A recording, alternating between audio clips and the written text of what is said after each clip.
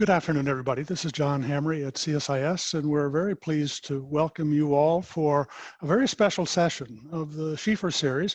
The Schieffer Series, of course, is made possible by the Stavros Niarchos Foundation. They allow us to present this venue on an ongoing basis. We're very proud to have their sponsorship. And of course, we're partnered with Texas Christian University and the Schieffer School of Journalism. Bob can't be with us today, but we have even a better opportunity, and that's Nina Easton, a fabulous journalist and willing to carry this conversation.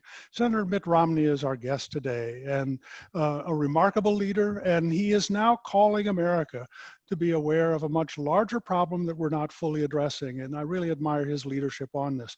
Nina, let's turn it to you. Let's get this started because we very much want to hear you, and of course we want to hear Senator Romney. Well, thank you, Dr. Hamray, and welcome everybody. We are here with Senator Romney, who is kind enough to do this between votes, by the way. So we're going to dive right in. Senator Romney, I know that China's been top of mind for you for quite a while. Even your maiden speech on the Senate floor very much focused on China. And just as we were talking before we came on air right now, you called China the issue of our era. And you also said we're all fast asleep at the wheel, basically, about this. What did you mean by that? Well, I do believe that that China represents an enormous threat to liberal democracy generally, to the economic vitality of the world, to freedoms not only for its own people but for people of the world. China has a very different model that they're operating from. They've expressed their ambition to dominate the world, to become the geopolitical leader of the world, replacing the United States and the West, to become the military power of the world, and also the economic power of the world. And they believe that that's their rightful place. They had that kind of hegemony once upon a time, a long time ago, and they believe that that was taken away from them by colonial powers, and they intend to reassert their global leadership. And were they able to do so, I think we would find ourselves being impoverished relatively. We would find ourselves in an authoritarian type state, being monitored by government officials. We would not have the freedoms which we have long enjoyed, and the American experiment would have come to an end. So that's what we face. I don't believe that that's a path which China will insist upon forever. I believe we can dissuade them from that course. But so far, the West has done nothing but encourage their pursuit of that path. I don't think we've told them, hey, we want you to come after us.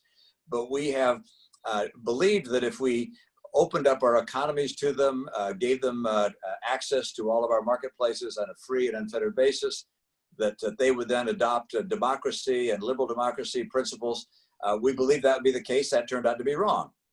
And they have instead learned the lessons of capitalism, have created a very vibrant economy, which has to be admired on the part of all those who believe in free enterprise. But they use that economic power to pursue their military and global ambitions. And they're focused initially on their region. But they will certainly go beyond that region as they continue to invest militarily and economically on domination. So we, as a smaller country, about 1/3 or less their size, are going to have to combine with other nations to say, hey, you guys can't go down that path. We will no longer allow you to have free, unfettered access to our marketplaces. You're going to have to take a different course and play by the rules that the world plays by. Or we're going to be pushing back a little harder. So that's why I think it's the issue of our time. There are other issues that are very significant, of course, but they relate to that. I happen to think global warming is one of those issues of our time. But this emergence of a nation that is authoritarian, that believes in dominating and repressing their own people, and dominating their neighbors. With no end in sight as to how far they're willing to dominate. Clearly, that's something we ought to be considering, particularly at a time when we have strength, because at some point, we will not have the strength to dissuade them from the course they're on. And I want to make sure we take that action while we have that strength. Well, of course, global companies, and a lot of them American companies, are deeply reliant and intertwined with China, whether it's supply chains or tapping that enormous consumer market. What's your message to them? Well, clearly the preservation of liberal democracy and freedom are our highest priorities. And so we're anxious to see our corporations do well and to see them participate on a global basis. At the same time, I think they will recognize that they have a higher responsibility as well. And I'm not saying that China is going to become, if you will, a walled off Iron Curtain type region, as we saw during the days of the Soviet Union. I believe China can be dissuaded from the course they're on. But if we don't take action collectively, then they will continue down that pathway until a point when it's too late for us to get them to take a different course. So if we dissuade them from the path they're on, then we can have truly free and open trade among the nations of the world. We can have different political systems, as you will, but we will not allow one nation to dominate and to subjugate the others.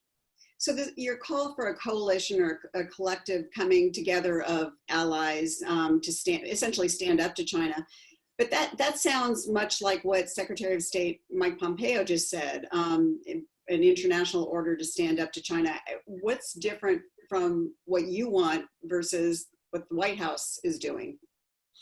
Well, I'm not sure precisely what Secretary Pompeo has said, and I welcome his comments on that, and I'm delighted to hear him use words such as those, but that's of course very different than the policies that the administration has applied to date. First of all, I would note, however, that I applaud the fact that the president has stood up to China and has called them out for their unfair theft of our technology and their unfair trade practices, and has put in place tariffs to help dissuade them from that course. That was the right thing to do. But at the same time, the president has done some things that I think have been less effective in getting China to take a different course. So by saying, for instance, America first, yeah. and distancing ourselves from our allies and friends, in my opinion, is not the right way to create that kind of a coalition. So for instance, announcing that we're going to take troops out of Germany, which is a slap in the face of one of our key allies. That's not a way to help them sit down with us and negotiate a strategy in dealing with China. Likewise, at any time we distance ourselves from our friends and our allies by perhaps starting trade conflict with the Canadians, the Mexicans, the Europeans, in my opinion, we should be collaborating with them and focusing all of our trade energy collectively on China to get them to pursue a course which is conducive to a more free and open economy in the world. So what the Secretary of State is saying, if he's saying we're going to look for ways to combine with other nations, is the right thing to be saying, and I hope we actually get there. But I would like to see us combine with the other nations that live by the fair trade practices that we've long embraced, and that includes South Korea, Australia, Japan, Taiwan, the UK, all of the EU. These nations come together and say, all right, what are the rules we're going to live by? And what are the principles we're going to apply as we deal with China collectively?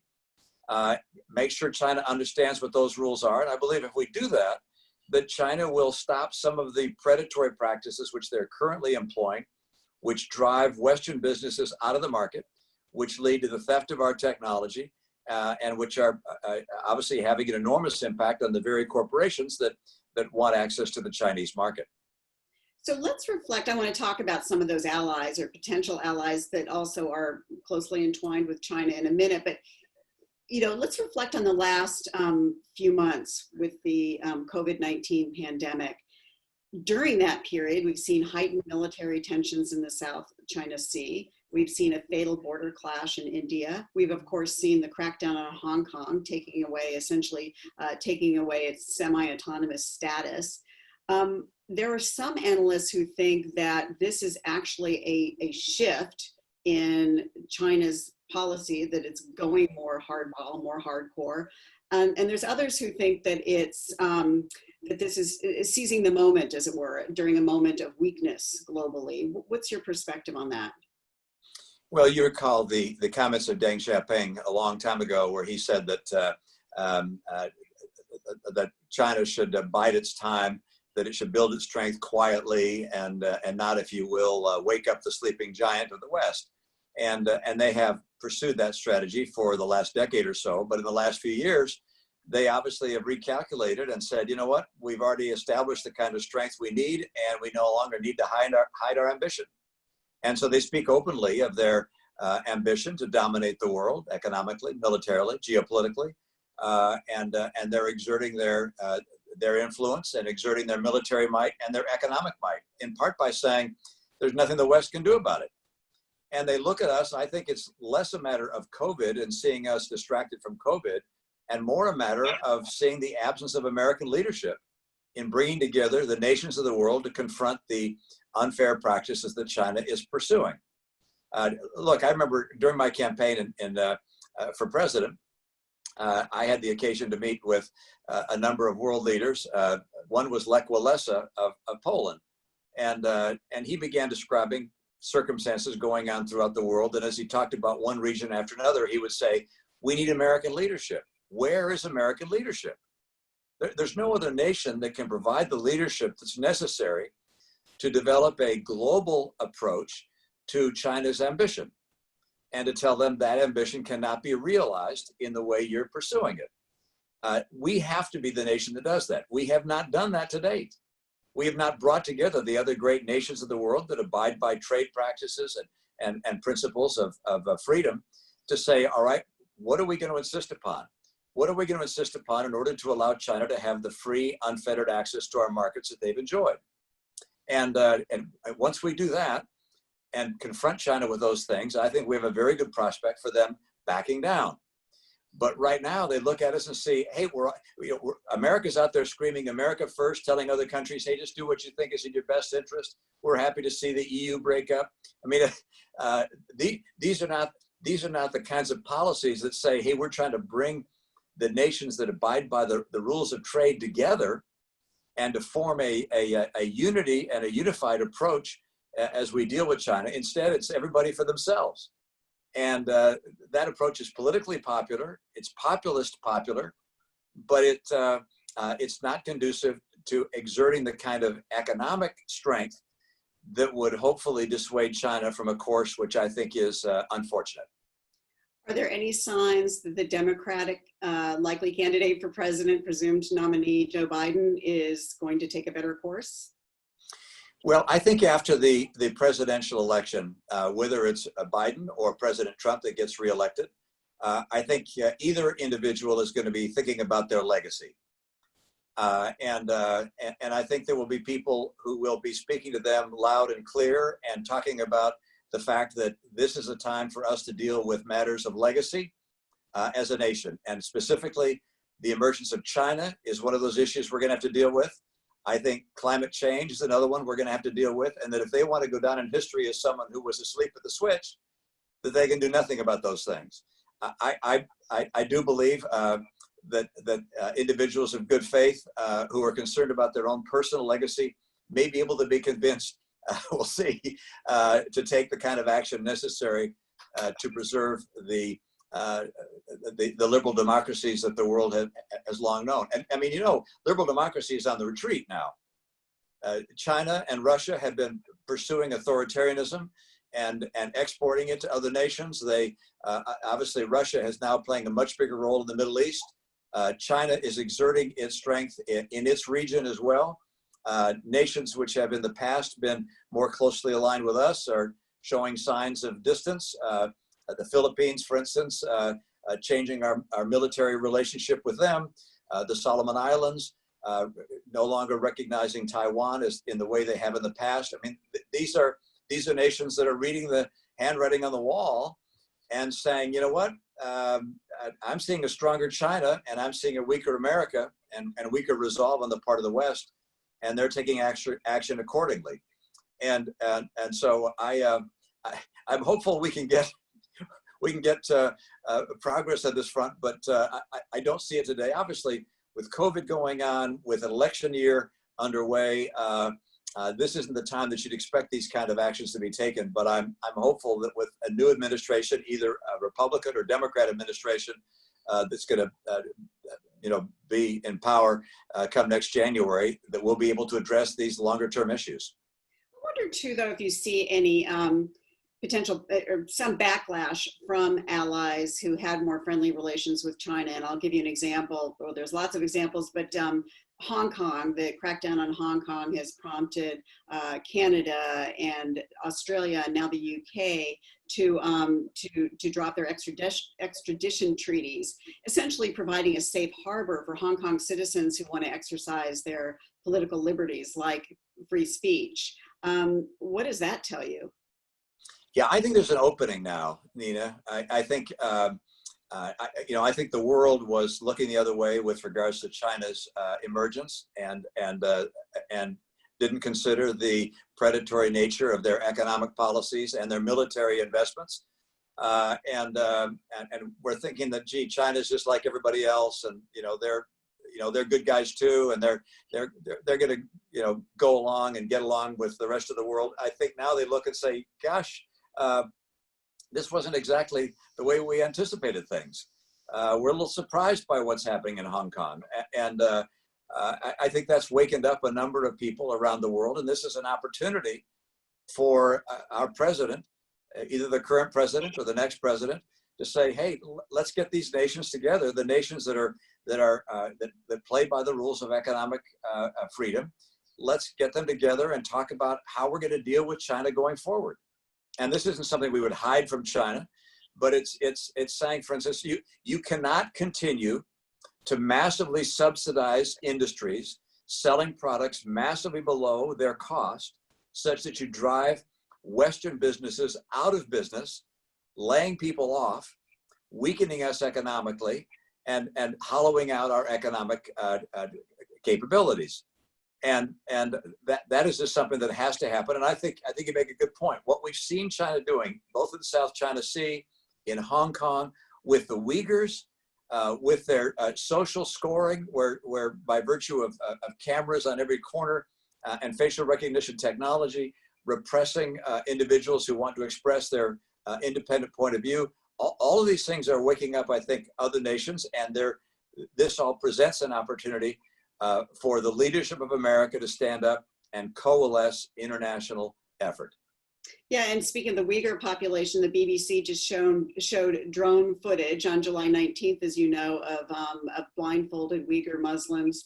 It seemed to be like moving them onto trains, and there's some sense that there's a public backlash both in the UK and Australia about that. Do you have any sense of that?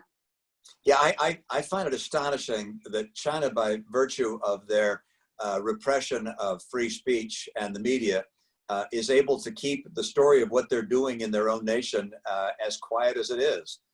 And perhaps some countries are used to the money they're getting from China for investment, and as a result, they're not willing to say anything. I mean, how do you take a nation like Iran, an Islamic nation that doesn't speak out about the repression of Muslims in China, the Uyghurs, but virtual silence? How can that be? And then you understand that there's a proposal to provide some $500 billion in projects in Iran by China. I mean, look at us here in this country. We're not willing to spend that kind of money on our own infrastructure. China's willing to spend it on infrastructure in Iran. So not surprisingly, Iran gets very quiet. And so this is going on. China is running their strategy like a brilliant corporation would run it, and they're going to continue to do that until the rest of the world says no. And what's happening to the Uyghurs, to other minorities in China, to people of various religious faiths in China, these things are really such a huge departure from anything we've known in the West. The fact that it's now being revealed piece by piece, I think, presents an opportunity for us to bring people together to discuss how we're going to deal with it. So let's talk about technology a minute as we move into the 5G world. There's a lot of concern about Huawei, of course, and again, another country that seems to be stepping away from China. The UK announced that from next year on, it'll be illegal for telecom operators to buy 5G equipment from Huawei. How do you see that playing out? Well, I think Huawei is a good example of what's happening in numerous areas that China focuses upon. Huawei is one which has such enormous national security implications that it really opened a lot of eyes and made people more aware of the threat. But here's a circumstance where China has basically said, look, one of the technologies of the future is 5G. We as a government are going to invest massively in 5G technology, and then we're going to price our products well below cost so that no Western company could possibly compete. And by virtue of that strategy, they've kept Western companies from making the investments in new technology and innovation that would allow the Western enterprises to compete. And so the telecoms that need equipment are obviously going to buy the equipment that's low cost and that has been developed by China.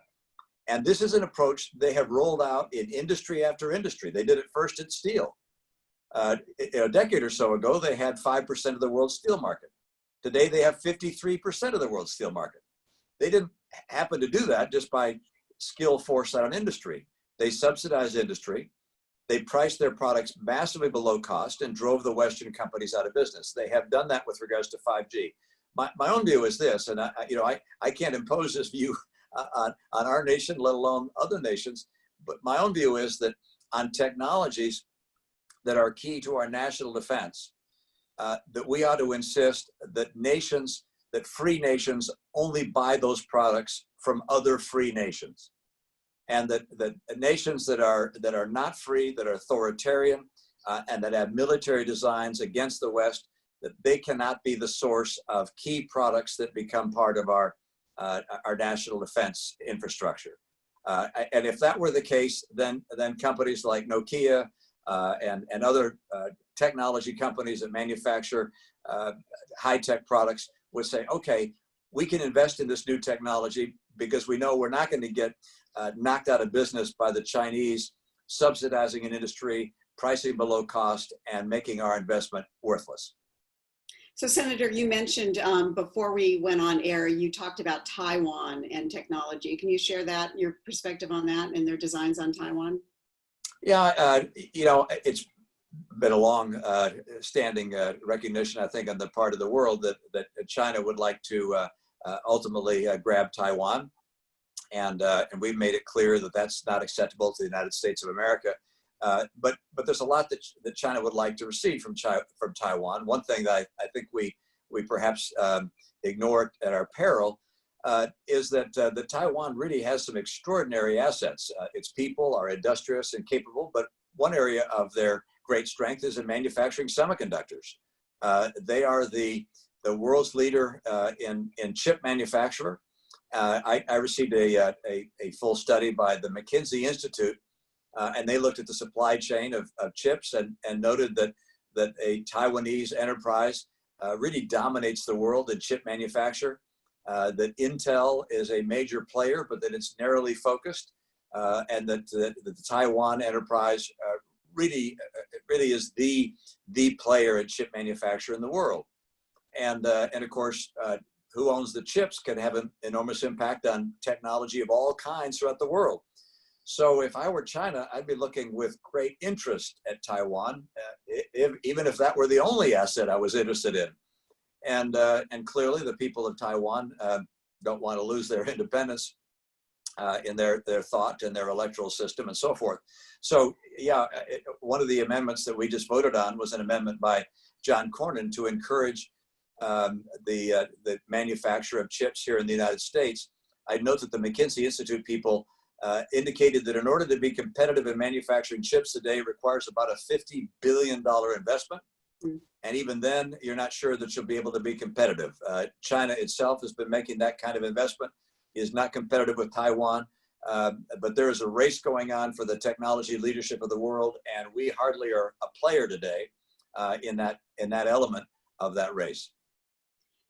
So, Senator, going back to building out this coalition, I wanted to quote CSIS has, of course, a tremendous brain trust of China experts, and I'm going to include some of their questions in our conversation. Bonnie Glazer, director of the China Power Project, she wanted to ask you the mechanism for building this coalition, first of all.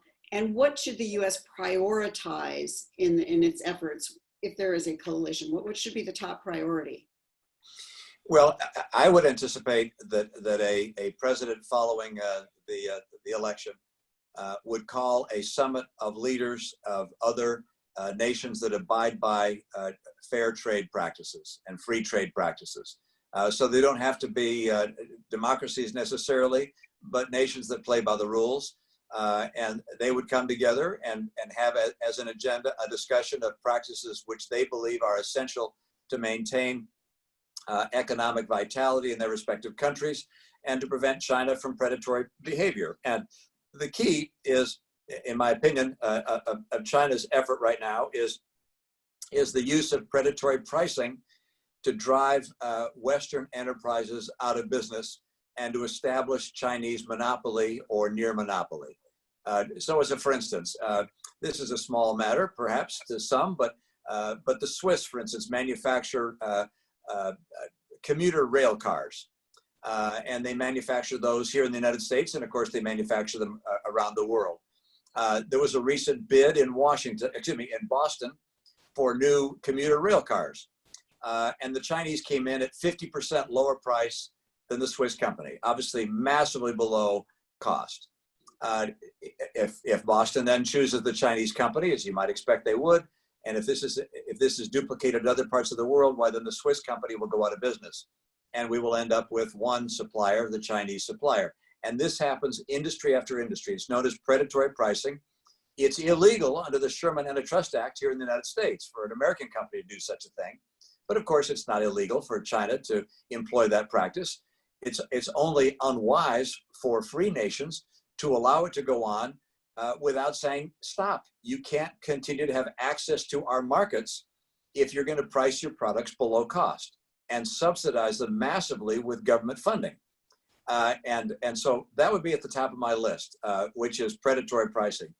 Probably almost as close, if not exactly as close, would be the theft of technology. And that's the place the president's already focused on. I appreciate his work there and the tariffs he's put on Chinese products as a result of their theft of our technology. But recognize that we will have more clout in getting China to be dissuaded from its theft of technology if we have, let's say, 50 countries that say the same thing. 50 countries that apply massive tariffs or say they will apply them unless China takes a different course. I believe that kind of confrontation will get China to say, okay, we'll play by the same rules. By the way, the Chinese people are smart, hardworking, aggressive, dynamic. They're going to be able to be very successful in a lot of industries. They don't have to be predatory in their practices to be successful. But being a predator right now allows them to be far more successful than they otherwise would be, and is unnecessarily driving businesses out of business. And so for me, it begins with a summit with leaders of those countries and a decision from there as to what type of structure to put in place. And I recognize it's going to take time for this to happen.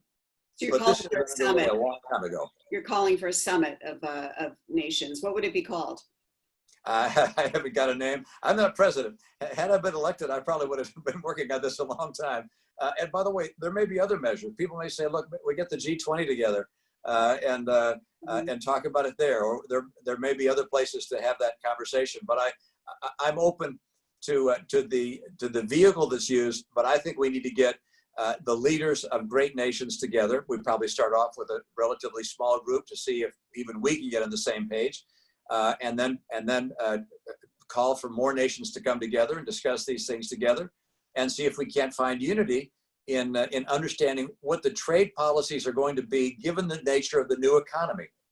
Look, the policies of the past were fine for the past, but we're confronting a nation that's not playing by the rules, and we're confronting technologies that are entirely different what existed when the World Trade Organization and GATT and other organizations were in place years ago.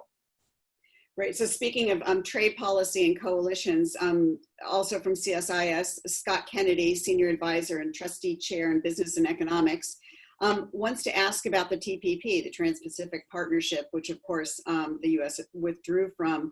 Would you be in favor of the U.S. trying to join and perhaps substantially expanding CPTPP's membership to include others in Asia, Europe, and Latin America? And if so, are there any areas that you think are in need of reform or strengthening as the U.S. considers joining?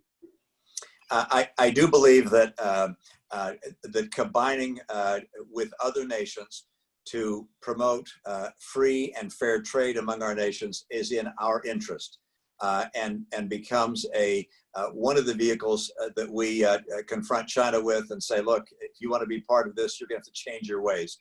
So drawing closer to other nations that play by the rules is very much in our interest if we're going to confront China. I think it was a mistake for us to participate in TPP. I understand the administration was concerned that currency manipulation was not part of the original agreement. I would note, however, that no one is free of sin when it comes to currency manipulation. The massive borrowing that we're undertaking, the printing of money by the Fed, suggests that we're also participating in a form of currency manipulation ourselves. It's a difficult issue to confront. It was a vehicle that China has used in the past in a very aggressive way, but China was not part of the TPP. In my opinion, we should have combined with other nations in Asia, and I would welcome other nations to come together. Look, my view is basically we should reduce trade barriers among as many nations as possible, and by virtue of doing that, create the kind of economic freedom among nations that abide by the rules, such that nations that don't abide by the rules, like China, finally are dissuaded from the course they're on. So, Senator, let's turn to a couple military questions.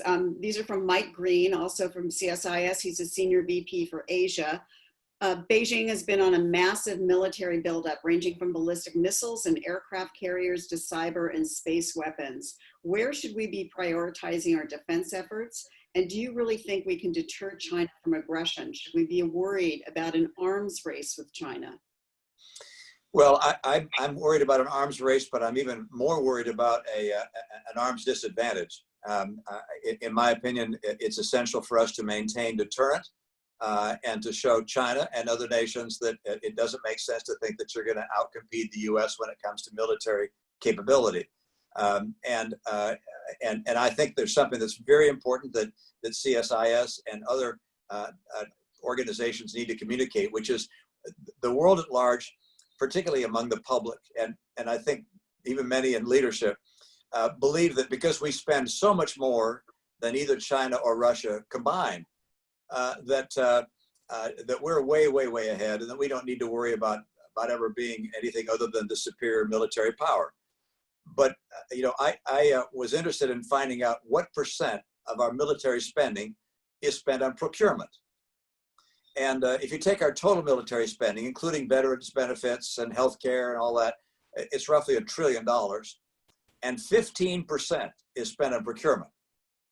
Now, China doesn't spend anywhere near as much as we do, but they don't pay their military soldiers what we pay ours. They don't have the retirement benefits that we have, the healthcare, the housing, and so forth. So we're spending a massive amount of money on personnel costs, administrative costs, and maintenance, and so forth. And they're spending their money on procurement. And based on a study that I recently looked at, they're buying as much hardware as we are. They're a very competitive military entity and will conceivably have more military might than we do if we don't continue to invest in a significant way. I'm concerned. I'm not going to get into the specific weapon systems that we ought to be investing in, but I am concerned that we not fail to understand the lesson of World War II, which is that the French and the British, to a certain degree, believed that the Second World War would be fought like the First World War, and it was not. There was entirely new approach and new technology, and I believe that in some respects we need to look at all of our weapon systems to decide whether they really are fighting a World War II type conflict, or whether they're really focused on the technology of today and tomorrow. And cyber investment, in my opinion, and space investment is an area that we ought to be focused on in a much more significant way than we are today. What are you most worried about of that whole conflict? Well, I would be worried about a circumstance where in the Pacific, the nations of the Pacific were to believe that the U.S. could not provide the kind of military umbrella that could guarantee their independence and their safety. In a circumstance like that, those nations are going to do what the Philippines and the Solomon Islands have done. One by one, they're going to fall under the spell of China, and we're going to lose trading partners and economic vitality that fuels our military capability to protect our freedom. I mean, the reason we have the military we have is to protect our freedoms. And I don't want to ever see our nation and the West generally in anything other than a superior position. And by the way, part of that superiority, again, is associated with combining with other nations, and not just talking about economic policies on a global basis, but talking about our military strategies and making sure that the military strategies of the EU and Taiwan and Japan and Australia and so forth are coordinated such that collectively we have the military capacity to assure that no one makes a silly effort to test the United States of America militarily. So cyber, of course, is a great concern with China, but cyber in our elections, how concerned are you that China could intervene in our elections, upcoming elections, and apply the same on Russia? You know, we haven't had a briefing yet at the Senate level on a classified basis of the incursions in our election systems or in our social media by China and Russia. We've seen reports in the media that both nations are playing. I don't know to what extent. Obviously, Russia played extensively in the last election. How much influence they had, I don't know, but they are intent on doing so again. And we haven't done anything that's dissuaded them from the wisdom of that course. Likewise, the EU is seeing the same thing. They report that they're seeing Russia attempt to interfere with their electoral processes. My understanding is that China is not as advanced in this as Russia, but they will catch up. They got a lot of people, very highly educated, capable individuals. They'll catch up. And one of the weaknesses of our electoral system, of our system of government, is our openness and freedom, and they will use technology to try and influence American public opinion to do what's in their best interest. And this is an effort we're going to have to confront in a much more aggressive way, I believe, than we have already. So, Senator, you're remembered in very recent history for citing Russia as a great threat and calling out others who weren't willing to step up to the plate on that. Given that, and given your concerns now about China, how would you compare Xi Jinping and Vladimir Putin as leaders? Well, they're dealt a very different hand in each case. When I spoke back with regards to Russia, I called them our geopolitical adversary. I didn't see them as a military threat so much as just an adversary at everything we were trying to do. And they continue to play a very adversarial role. They support Maduro in Venezuela. If they didn't support Maduro, he'd be gone. They support Assad in Syria. If they hadn't have supported Assad, he'd be gone. So they continue to play a role of being the anti-American geopolitical player, and that's something that they're going to continue doing. And I think Putin has played his hand pretty well, but he's got a pretty poor hand. Demographically, his country is shrinking. The industrial base there is not strong. I mean, what do we buy from Russia? Is there anything we buy from Russia? Not very much, other than military technology. The world is not very interested in buying things from Russia. And so he's got some real problems. John McCain used to joke that Russia is a gas station parading as a country. And there's some truth to that. They have enormous, of course, energy resources, but they're in a weak position, and Russia is doing what you do in a situation like that. which is strengthening their nuclear capacity because they can't keep up with conventional military weaponry, and becoming a more powerful nuclear entity, and at the same time lashing out to try and grab population and industrial base from their neighbors. So they're a danger to the world and to peace because they're declining. China, on the other hand, is an ascending power and rapidly ascending, although it has its own challenges demographically as well. The one-child policy has put them in a very awkward position, but the people of China seem to be able to look past what would otherwise be flashpoint issues here in the United States with regards to their aging population. They're investing in automation as they recognize that their workforce will suffer by virtue of the one-child policy in the past. And so they're taking the actions necessary to maintain their rising status. So, you know, Xi Jinping and Vladimir Putin are both now presidents for life, or effectively so. I would bet on Xi Jinping as the one who wins this battle of ascendancy, and I would expect that he and Vladimir Putin will have a common agenda of spreading authoritarianism and establishing hegemony relative to the West, and having us become an afterthought in world affairs, and threatening the very freedoms which have defined our nation from its birth. So it's interesting. Henry Kissinger, I recently read when he was Secretary of State, of course, and opened the doors to China.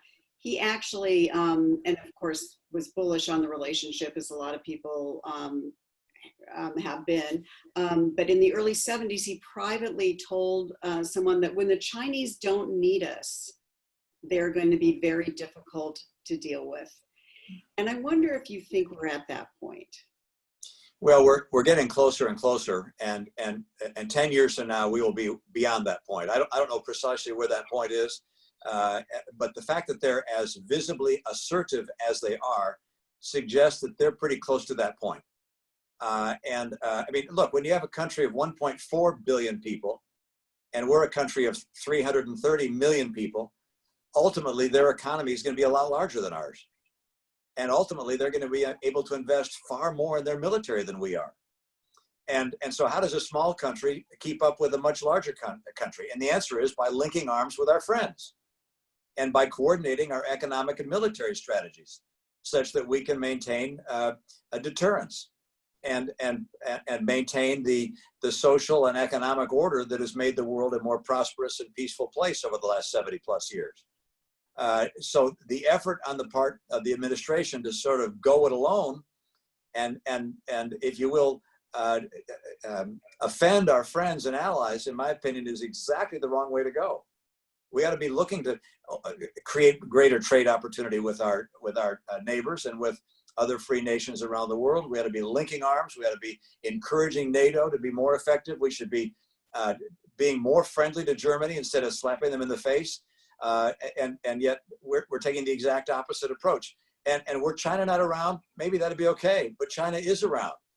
And we're going to have to get serious about linking up with friends to maintain the kind of lead we've had. Otherwise, a nation of 330 million is going to be in the rearview mirror for the nation with 1.4 billion. Do you, you obviously believe in America as a strong leader in the world and an alliance builder. How do you think the U.S. is coming out of the COVID crisis as a world leader? How will that impact the United States of America as the leader of the free world? Well, Nina, I think it's pretty obvious to say that our management of the COVID affair has not been a great success in the eyes of the world. I understand the cover of Der Spiegel magazine in Germany has a picture sitting of the president sitting at his desk, and behind him is America in flames. So the world perception is that the authoritarian regimes have dealt with COVID far more effectively than we have, and that other democracies have dealt with COVID far more effectively than we have. And we look at the EU and Germany in particular, that have done a far more effective job than we have, and obviously that's made that's dented our leadership role. But I do believe that the world still recognizes that we are really the only nation that can convene other great nations of the world to come together and work collaboratively. That we are the nation that can bring together India and Japan and Australia and the UK and France and Germany and Italy. That we are the nation that can still do that. Despite our flaws and the weakness we had in managing COVID-19, we are still the convener. And if they see leadership from the White House that is anxious to do that, they will welcome it. And they will tisk our management of COVID-19 as well they should. But the world wants American leadership. Look, it is crying out for America to lead on the great issues of our time. And we simply are not dealing with China, in my opinion, or with global warming in the way I think we should be. And what about your party, the Republican Party, has historically stood for strong American leadership in the world. Where does it go with this president, and where does it go from here? Nina, I have no idea what's going to happen with my party. I represent a very small slice of my party. The party has taken a different course. I mean, my party was very strong anti-dictators, anti-authoritarian leaders, anti-people like Kim Jong-un and Vladimir Putin. And now the party seems to be more comfortable with people like that. My party was insistent, for instance, on dealing with the deficit and reducing the debt. Somehow today doesn't seem to find that much of a priority. My party felt that character was the most critical element in selecting leaders. That doesn't seem to be spoken about in a very clear way these days. So, I don't know where my party goes. I have to be honest with you in that regard. I still abide by the principles of the party that I grew up in. And try and fight for those things. I believe that ultimately they will be on the ascendancy again because those principles work. You can't keep on spending massively more than you take in. You can't do that forever. At some point, we'll recognize that. You can't cozy up to the world's worst actors and expect the world's best actors to consider you the leader of the world anymore. So I think we'll wake up to that, but it may take a while before we get there. So, Senator, we're just about out of time, but if there's another minute or two, would you like any final thoughts? Well, I just appreciate the work that CSIS does in bringing attention to world affairs and having a willingness to discuss topics of great significance. Somehow those of us that are worried about an election every few years get focused on the trees instead of the forest. And having groups like your own bringing our attention on these more long-term, in some respects, existential issues, existential for liberal democracy issues, is a very, very vital service. And appreciate the work that you're doing. And by the way, my guess is a large portion of what I said today was wrong, misheaded, misguided, and will need to be corrected. But the nature of the kind of open freedom we have in this country is we can have that dialogue, we can learn from one another, we can correct our mistakes and set a new course. I believe that kind of time is desperately needed today. And one of my concerns is that we're just not talking enough about this issue, about China. And this should be a much greater topic of conversation among people running for office, among people running for president, among our leaders in the Senate and the House. And I hope to join with you in making sure that more people hear what we have to say. Senator, thank you so much. And again, it's a busy day for you in between votes, so we especially appreciate this and your deep insights. And thank you for everybody who joined us today. Thank you for joining us, and thank you for listening to these insights that are really timely right now. Thanks all. Thanks, Nina. Bye-bye.